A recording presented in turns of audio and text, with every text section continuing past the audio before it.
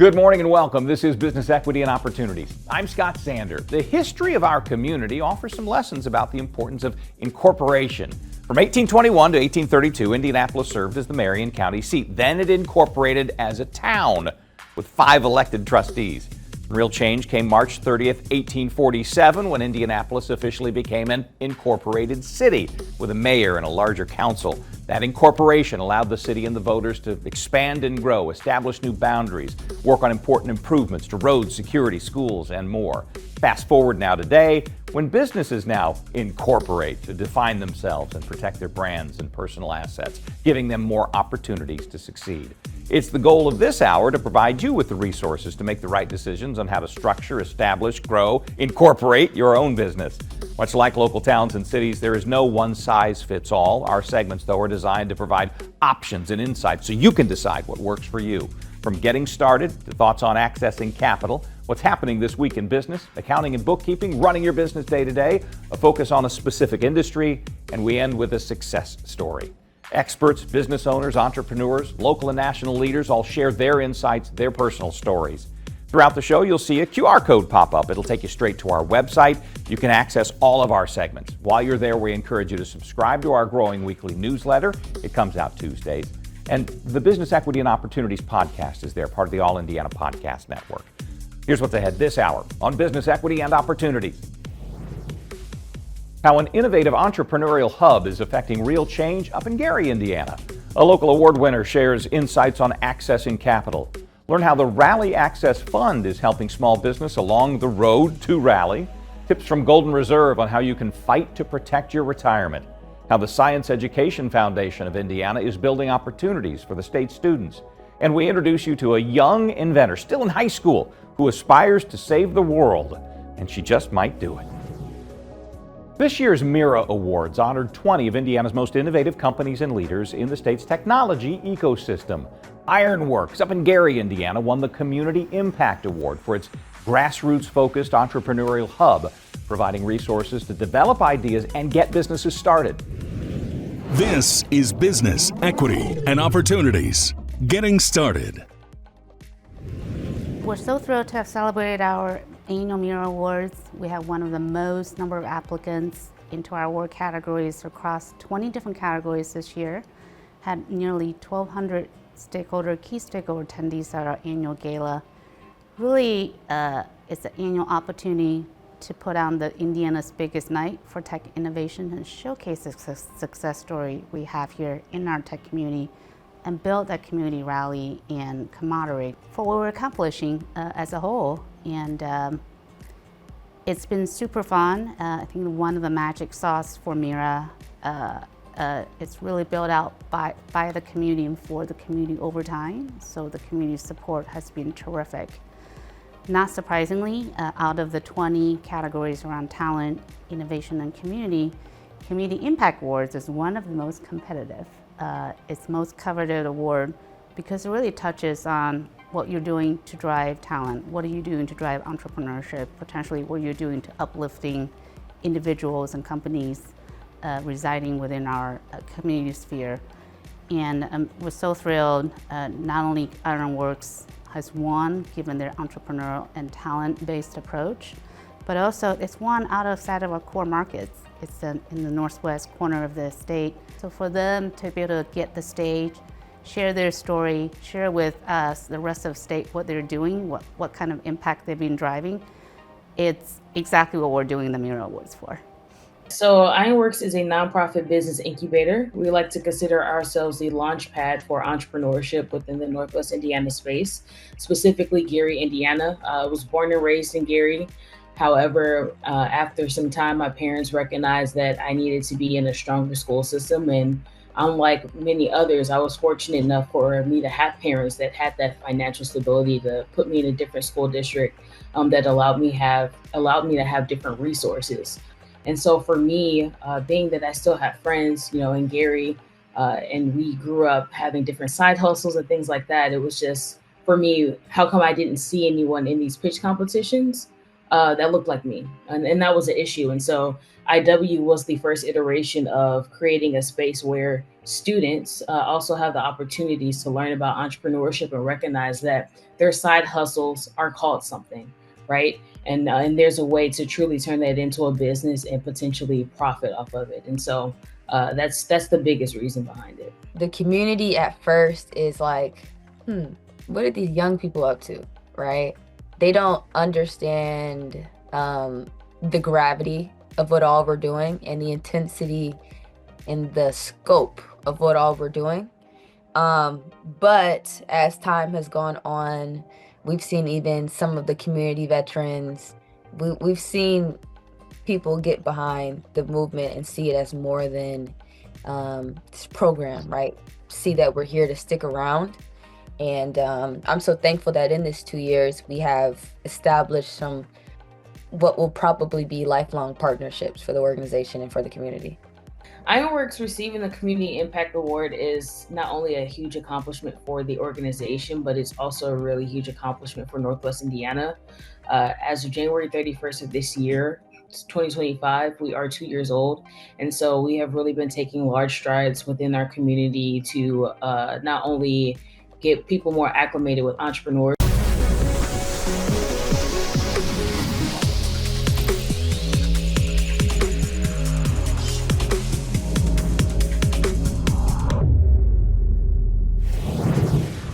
Welcome back. Nida Ansari is the Chief Innovation Officer for 16 Tech. She's also skilled in bridging the gap between ideas and market success. This is Business, Equity, and Opportunities. Access to capital. So when you're an entrepreneur, you have more asks than you have gives, which means you're always looking for something, whether it's talent, whether it's capital, customers, investors, whatever it is. I love working with entrepreneurs. I love working next to them, with them, for them. I'm not quite sure where the passion comes from other than I like helping people. But when I think about entrepreneurship, in entrepreneurship you're successful based on who you know, how many of them you know, and how often you're out there knowing or getting to know them. So when it comes to building networks, so I help entrepreneurs build networks. I help entrepreneurs with storytelling, with the objective of raising capital. So in order to get access to capital, you have to tell a good story. And a story isn't fiction, a short story is fact around what the potential of your business is. So I help entrepreneurs do that better. That includes body language, that includes advice on decks, pitching, practice, all of that. And when that comes together in a confluence of all the things, including what that entrepreneur is building, because I'm not building what the entrepreneur is building. No one knows the business better than that entrepreneur. And once they have that confidence to tell their story in a way that makes meaningful sense to the receiver, whether it's an investor or a customer, they're much more likely to be successful.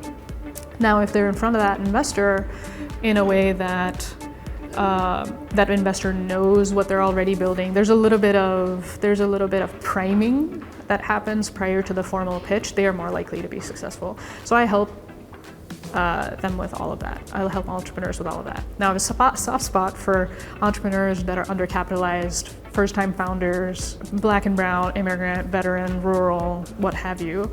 And the reason for that is it's no different than being being a first generation college student. There's a lot of things you just don't know. And so when you're doing that as an entrepreneur that's never built a company before, there are basic things that, it's like playing a game that everybody else has played before and you're just learning the rules. And if somebody can help you with the rules a little bit, you're more likely to be successful. Now, at the end of the day, you'll stand on your own merit. But if I can help grease that in any way, that allows their product, their team to shine, I'm going to do that. So that comes as a result of my mentoring several Techstars programs, one in Detroit. I was on the selection committee for one in Alabama.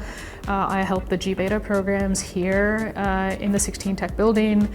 And I mentor founders informally. Small businesses are similar. Access to capital is harder. They're not going after venture. We talk about venture-backed companies a lot, and it's sexier to talk about venture-backed companies. With this new administration in Indiana, we're focusing on small business, and a lot of small businesses are responsible for the economic development numbers we have in the state.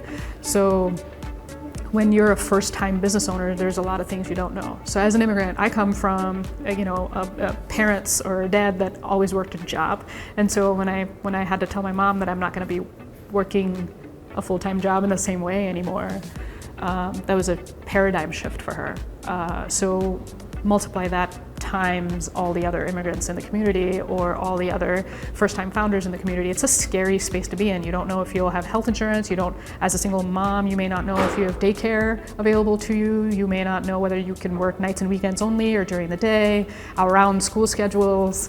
There's a lot of things you don't know and can't do. And when it comes to access capital, you may only be able to access capital if you put your house up as collateral. If you don't have a house, what do you do? A lot of times you get loans only if you've been most of the time you get loans only if you've been in business a certain period of time. So viability of the business solely depends on whether or not you can make it that far. And you can make it that far if you have capital to begin with. So it's kind of one of those cycles that begets itself, where if you don't have wealth to begin with, how are you supposed to generate wealth? And so if we can't have those conversations openly about the ideas, about what makes businesses successful, the watch outs, we're not, I like to say that politeness is not kindness.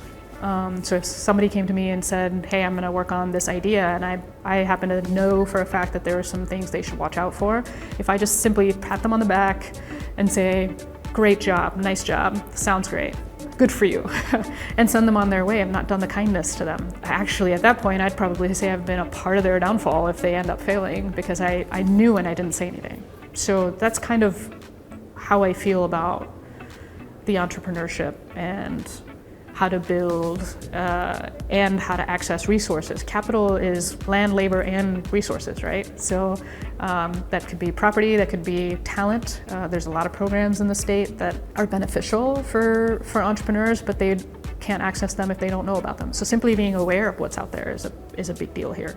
I think the IDC has done a fantastic job making these resources a lot more available and making small businesses aware of the options that are available to them.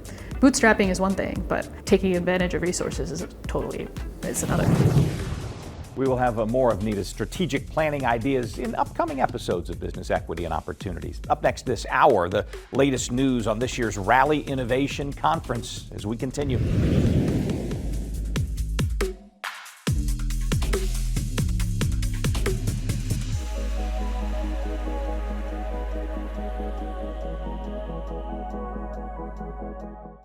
This is Business, Equity, and Opportunities.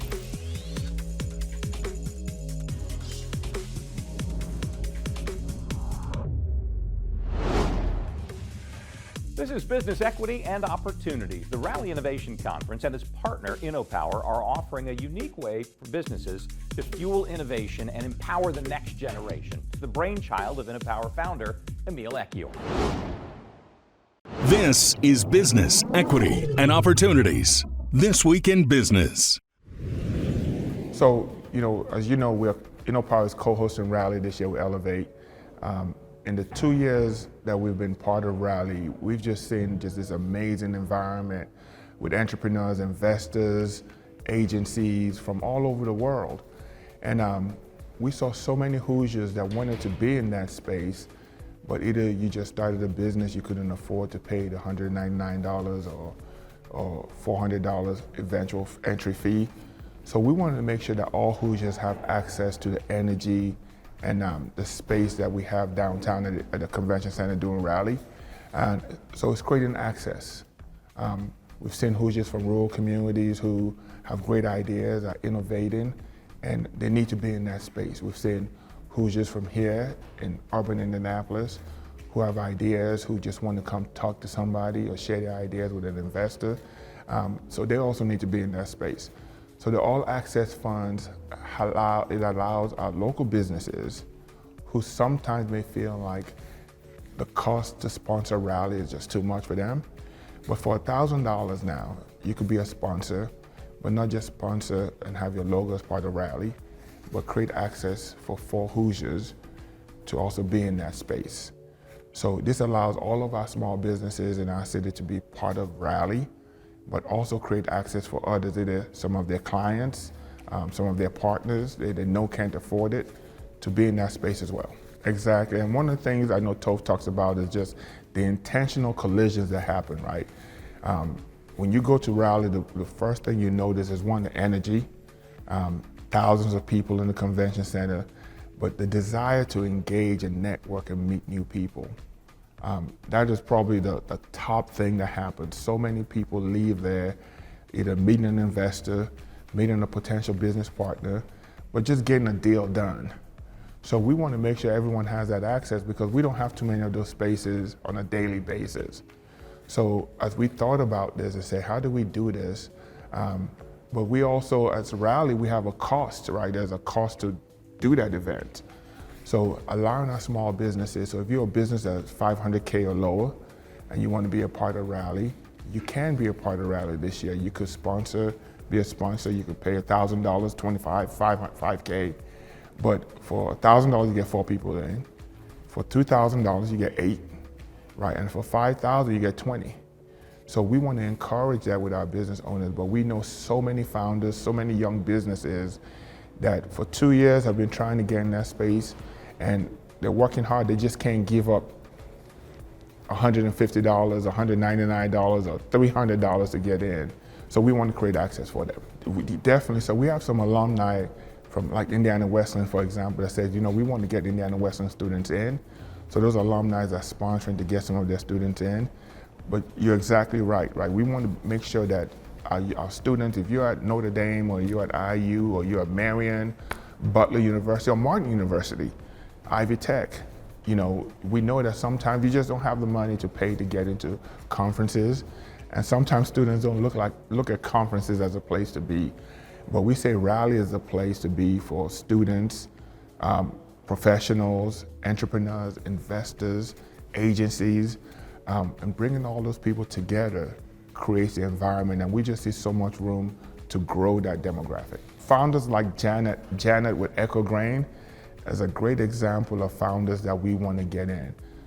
What a great venture, great idea, new to Indy, just graduated from Notre Dame, and we want to make sure she's making those connections, she's telling her story, she's meeting investors, she's encouraged about the opportunity to launch her business in Indianapolis because of how fast we could get her connected to things. So that's an example of a founder. EcoGrains is an example of a company that's a new company but has great potential, and Rally can accelerate her growth. My name is Janet Namutebi, and I'm the co-founder and CEO of EcoGrains, where we do get the distillers grains. It's an ethanol bioproduct, and then we further ferment it to produce jet fuels. A little bit more about myself. I'm a graduate from University of Notre Dame. I did my master's in engineering, science and technology. The program is normally called STEAM. And then that was last year when I graduated from University of Notre Dame. And after that, I found it quite wise to continue with my project, because how we started, it was through the competition that was organized by the US Department of Energy. And we were able, together with my team, go through the regional phase where we won 3K. Then we went to the National IP Prize in April last year, and then we won 22K. And then after that, it was kind of more clearer for me to give it a try other than constantly looking for jobs. So that's how I ended up working on EcoGrains and running through fast. I've been able to work with different partners and then be able to bring me up to this place. That's a good question, because I would start with the connections I made right down from Bloomington in Indy, where I participated in the Male Startup Summer Program. And then from that point, I also went in to go to the Generator Give Better program. And throughout those programs, they've helped me build partnerships with the needed organizations that will help me push forward. Like an example, I was able to finalize my IP license terms with Sunday National Lab, and then also be able to secure a partnership with Lawrence Berkeley Lab. And the two labs are really very supportive, because we're now trying to figure out how best we're going to run our pilot. We want to move from the 100-liter scale. We want to be able to scale it up to 200-liter scale, and then also be able to just go beyond not just scaling up, but also optimize the technology. I can definitely guarantee that it's going to push me more. Like, I'll give you an example. Last year, I happened to randomly have a chance to meet the rally, and the connections that I made in that one day, because it's just one day for me attending the rally, up to now I still leverage them. So I can't imagine myself being able now fully immersed in the rally conference for this year, because I believe I will not only build connections, even I build mentors, I get into spaces where I can more showcase what we've been doing, because it's through that you kind of get someone who says, oh, there's actually something I can help you with. I think I can point you to this. Yeah, I really hope it's going to be quite massive for us, especially this year. I would say getting more access to investors, because I want to increase my chances of getting more funding. And because being in a sustainable sector or climate sector with the current administration, you're not sure of what is going to happen next. And then the best way as founders we can do is to put ourselves in spaces where we can even not only leverage government incentives or grants, but also be able to leverage other non-government incentives, or let's say even VC funds. And conferences like the Rally give me that chance. We are excited again to be the media partner for this year's rally. Follow the QR code on your screen for more information on how you can live the slogan, Venture Beyond the Expected, at Rally's 2025 Global Cross-Sector Innovation Conference. When we come back this hour, Courtney Kincaid has big news for aspiring CPAs. That and more as Business Equity and Opportunities returns. This Week in Business is made possible by Indie Biz Pass.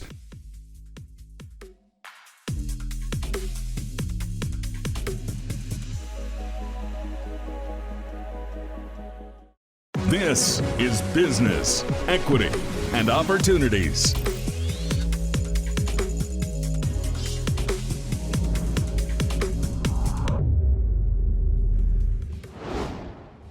It is time to talk accounting and bookkeeping on Business Equity and Opportunities. The Indiana Society of CPAs has recently partnered with the National Association of Black Accountants to offer career pathways in accounting, financing, and related business fields. Courtney Kincaid leads the society and has details. This is Business, Equity, and Opportunities, Accounting and Bookkeeping. I was here joining you a few weeks ago to talk about our new initiative, Connect IN, which is a partnership between the Indiana CPA Society and NABA Inc. And it's really geared towards creating a workforce that meets the needs of Hoosier employers and the Hoosier economy. CPAs are a vital part of a thriving economy where they teach the language of business. And so a major part of our work and Connect IN's work is making sure we have that talent. One way we do that is to engage students beginning at the high school level. I've spoken before about our program, the Scholars Program, which is a year-long intensive program for high school students. But we're excited to bring ACAP, which is Accounting Careers Awareness Program, to Indiana as well. This program is run nationally by NABA, and we're excited to bring it to 3 college campuses this summer here in Indiana. And so that will include Purdue, Ball State, and Butler. These are 4-day immersive experiences where all expenses paid for high school students to stay on a college campus, see what it's like, meet real-life professionals, have access to mentors, all the things that the data and the research show us drive interest and engagement in the profession. So students who are applicable are any grade level. So freshmen, juniors, sophomore, or seniors are able to do this, and they have to apply by April 15th. The link to apply is on your screen, and it takes less than 1 minute to complete the application.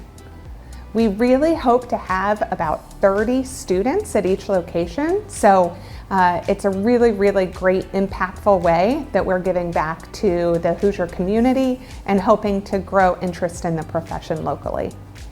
A lot of the work that we do at the Society is really about setting realistic expectations about what it means to be a CPA. We're not necessarily known as an exciting profession, which really is a shame, because my members have some of the most exciting jobs that you can think of. You can work for the FBI, you can work for any corporation, in addition to all of the big accounting firms or small accounting firms that many individuals have heard of. So you can stay at home and help your community, become an entrepreneur, start your own small firm, which is very appealing to students these days, but also the opportunity to audit large Fortune 500 companies, to travel the world globally. Really, the opportunities are endless. As the profession works on, adopting new technologies, we talk more and more about the role of technology. And when you think about traditional technology roles, especially in Indiana, I know a lot of our students, because of the great school that Purdue is, think about engineering. But we really think being a CPA is largely technology-based and driven, not only today, but well into the future as well. When we look at research about how AI will impact the profession, I think it is a tendency of students to think, you often see like payroll or accounting as a job that will be eliminated. However, one of the areas where the profession is growing the largest is in assurance services, but also in advisory services. Those advisory services are driven by technology and the investment in technology within firms and organizations. And really those analyst positions, those C-suite positions of understanding this data and how it impacts the future and the strategy of the organization is something that being a CPA is all about. And so we really think that the opportunity for the profession is only going to grow. It just looks different. For more information and to find an application, follow the QR code on your screen. That'll take you to our website. We have a link right there. No matter how secure you think you are, one local voice says sometimes you have to fight for retirement. He explains next on Business Equity and Opportunity.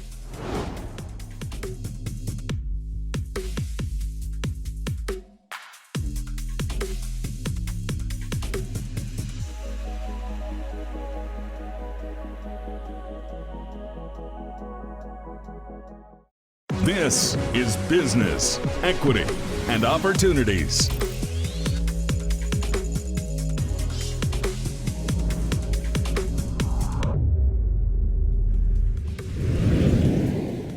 Lifestyle Live host Cody Adams recently sat down with Ed Wright from Golden Reserve, who tells us sometimes it is important to fight for your retirement. This is Business, Equity, and Opportunities. Running your business day to day. As you approach retirement, you may feel like you've taken the right steps, but are you on the verge of the financial fight of your life? Joining me now is Ed Wright, a partner at Golden Reserve, an Indianapolis area financial retirement planning firm. Ed, thanks for being here as always. We appreciate it. Yeah, thanks for having me again. So what financial fight might be brewing for retirees? Yeah, so a lot of retirees are in a fight for their hard-earned dollars. I mean, they've worked their whole life. I've never met a retiree that hasn't sacrificed or scrimped or saved to get where they are. And now they got to fight back to save this money and not lose it to the biggest risk in retirement. Yeah, I mean, that would be super frustrating, obviously, to do that. How did we end up in this situation? What led us here?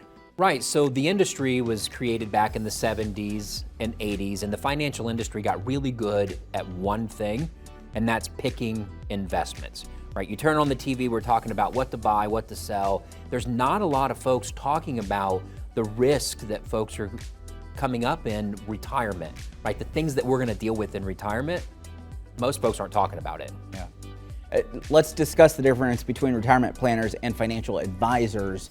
What do we need to know when we're looking at these things? Right, so again, this industry got really good at one thing, picking investments, and in financial advisors, that's usually what they do. Right, the advisor's going to help you pick your investments. They're probably going to charge you a 1% fee for their advice and guidance, and maybe the investments that they choose has a fee built in as well. And that's all it is. If you have tax questions, you might get a business card to their favorite tax accountant. If you have legal questions, you might get a business card to the downtown firm that does estate plans, right? It's not all encompassing. A retirement planner is going to look at the entire retirement and bring in not just the investments, they do that, but we're also going to bring in the tax and the legal side of it so that you have a plan that works together, not bifurcated among different, It sounds like you're essentially taking away from being just a number in a book to then being, you're a human with a life that you're trying to figure out. I think that adds a different element to it for sure in that sense. Absolutely, yeah. Big picture wise, how can retirees potentially win this fight?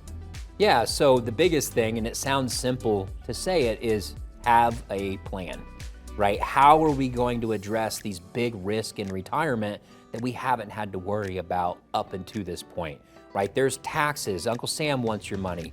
There's market. The market you can lose your money in the market. There are fees that you're paying for all of this advice that can add up.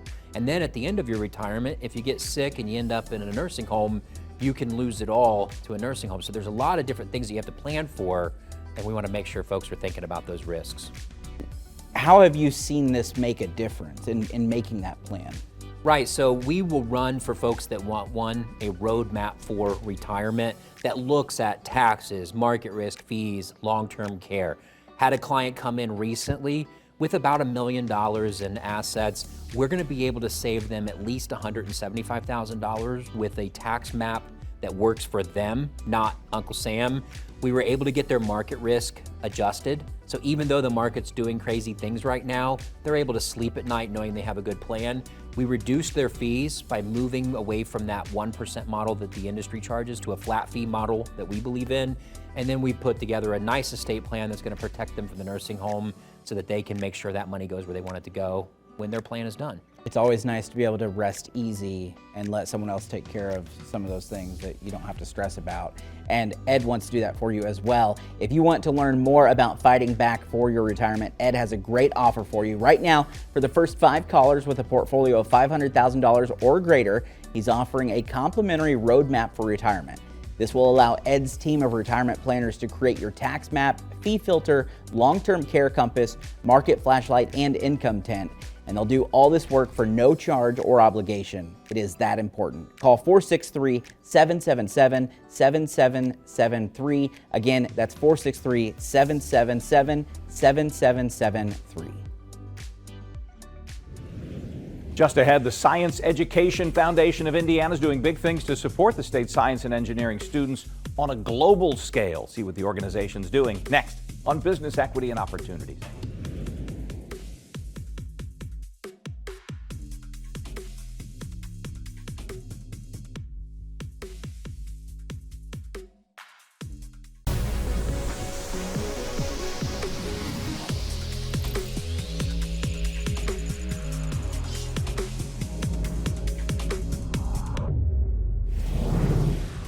Welcome again to Business Equity and Opportunities. Time to focus on an industry as the tech sector grows in the state.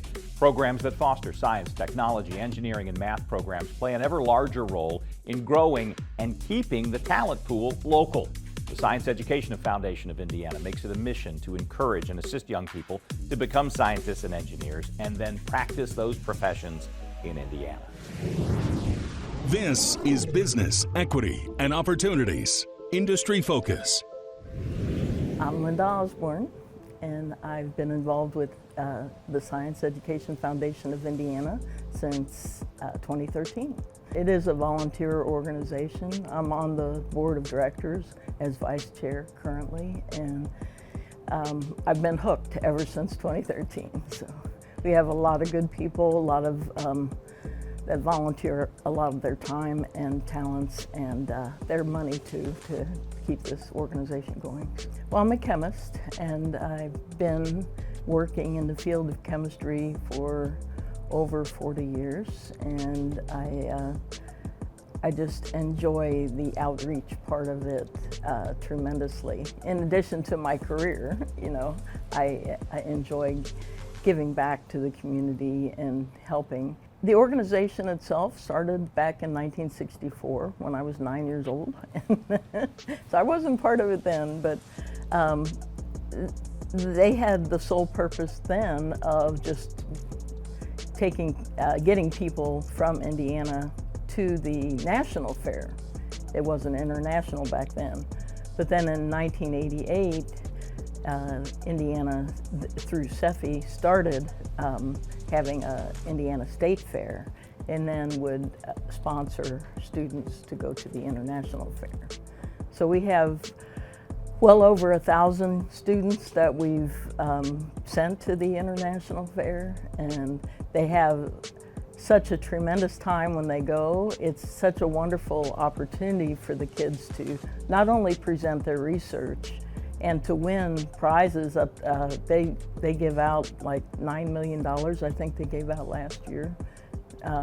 So these are the brightest and best kids from all over the world. They're recognized by their school to get to the regional fair. They go from the regional fair to the state fair, and then they can go from the state fair to the international. And if they get to the international, and every student at every level that participates benefits from the program, I think. And there are students that don't make maybe the international fair that are very talented, but we just can't take them all. But anyway, they get to meet a lot of their fellow students from all across the world that they will be working with in the future in businesses or in academics. A high percentage of the students actually stay in Indiana and are in careers, in professional careers in Indiana. So some of them go off to schools outside of Indiana, but many of them come back to Indiana. So a lot of these students are recruited by a lot of the Ivy League schools, or they go all across the country.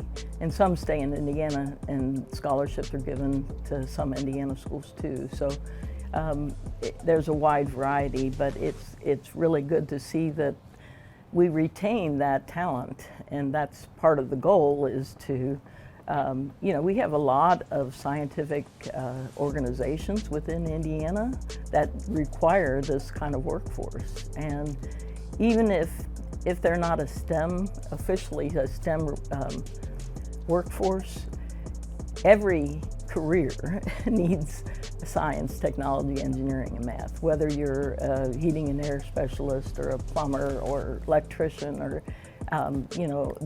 this is the tool belt generation, they say today. So all of those people need to be good at some level within the science, technology, engineering, and math field. Well, we would love support from the community, more in line with, if they can give financially, that's fine, but we need a lot of volunteers. It takes a village to help these kids. The students that succeed are often aided by their parents, their teachers, somebody else in the community. Some of them actually do research at schools in the area. So, any assistance at any of those levels is really important. I love seeing them have the light bulb come on.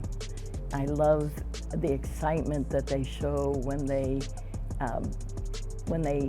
experiment with things, and the discovery. It's just their eyes light up, and it's amazing how they're uninhibited at the early stage of life. They have no fear of, they're not intimidated by any subjects. It does make a difference, and at all levels, and whether they end up going to the international fair or not, it's good for their self-esteem.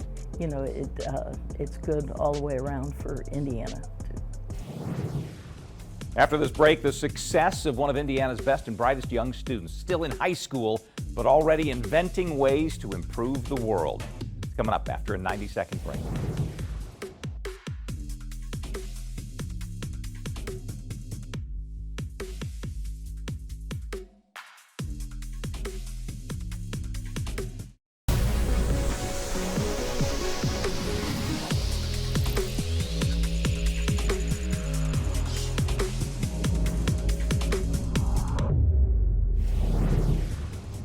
We first met University High School student Vidatri Iyer in 2023. As a freshman, earning honors for her work in nanoplastic detection.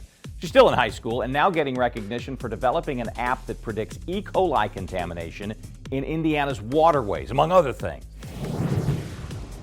This is Business, Equity, and Opportunities. Success Story. After my whole nanoplastic project, I ended up going to the International Science Fair and winning a couple awards and ending up there, and that was a really great experience for me. It's one of the biggest science competitions in the US and in the world, actually. And then from there, I continued a little bit with my water research. So while I was working on my nanoplastics project, I realized one of the biggest problems plaguing our waters now is actually E. coli. And so E. coli, it's a very dangerous disease, especially when transmitted to humans, can create really illness, and there's been a couple deaths from it too. My project last year actually was about creating a mechanism and a method for actually looking for contamination of E. coli in our wastewater, in our streams, in Indiana's main streams. The app is called Streamy with a capital E for E. coli, and basically what Streamy allows you to do is it's a little bit like a weather app. You're able to plug in a place you want, so Fall Creek, Eagle Creek, White River, and then you're able to look 15 days in the past and 15 days in the present for what the E. coli contamination was going on in that stream. And so this is really for viewers to help, especially during the summer months, for recreational activities, so people can start being protected about them and their kids when going tubing or diving, just spending time in the water. But it's also really useful for past researchers to look at this data and try to find E. coli trends to try to start and mitigate this E. coli presence in our wastewater streams. And then this year, currently, I'm working on a project about avian influenza, or otherwise known as bird flu. So bird flu has been kind of predicted to be the next COVID-19 pandemic. And so my project right now is kind of trying to bring government awareness about how avian flu can be predicted by wastewater, and that the avian flu presence in wastewater can be a very good indicator for avian flu. And so we can stop breakouts and epidemics of avian flu occurring. I'm an avid swimmer. I love just being in the water every day, and especially in the summer. And so I was like, if this affects me, then it definitely affects a lot more other people. That is kind of the physician side of me, I guess, like just trying to solve problems before they become a huge problem. But also I look for areas where research hasn't really been done that often. E. coli in regular water hasn't really been done that much, and like nanoplastics, the only way to detect nanoplastics was by using a very big, expensive machine. And I just think water safety should be universal, and that everyone should have a chance to be able to have access and know what's in their water. I'm not exactly sure where I want to go for college yet, but I do know that I definitely want to continue in the STEM field, and especially like in environmental sciences. That's something I'm still going to be very passionate about. But I'm also leaning towards a little bit more of the physician, the medicine side, because health, safety, they all go hand in hand together. So I would love to be able to pursue something that would bridge those two interests of mine. I think one thing that definitely keeps me moving is I've gone to a lot of water conferences to talk about my nanoplastic method, my app and stuff, and just seeing the positive feedback from actual people who are in the water field, and them like being proud of me for the work that I've done and them respecting the work I've done, that is something that's really kept me moving. It's just like getting that positive feedback and telling them that they're validating my work, and so that really is something that motivates me. I think it's very important for young people to be interested in advocacy, social issues and such. It's hard for people to get involved because they think they can't really do something. So I think just taking a small step forward is really the best thing you can do. Like if I had never reached out to Bob at Trico wastewater facility, I would never be where I am today. So just taking that first step, touring that facility, really led to this growth that's occurred, and that's the person I am here today. You never know where you're gonna end up, so always just like take that first little step and just do something you're a little bit passionate about, and it can really grow really fast. Nida will be competing at a state level in the 37th Annual Hoosier Science and Engineering Fair. That's coming up April 5th. We'll see how she does. If you'd like more information on any of the segments from today, follow the QR code. We have a new show every Sunday on Wish TV. We stream it live on wishtv.com, whichever way you're watching today. Thank you. We also post each of our 7 weekly segments on our website. It's beoshow.com. We have past episodes and resources there as well. While you're there, sign up for our free newsletter with the information that's added every Tuesday. We also send out new resources as well. For now, thank you for spending an hour with us. Join us next week, this time, for more business equity and opportunities. Till then, I'm Scott Sander. Have a great day. Business, Equity, and Opportunities. Made possible by Fifth Third Bank, Indiana Black Expo, Gemco, IndyBiz Pass, Bose McKinney & Evans, Eskenazi Health, and Lilly, a medicine company.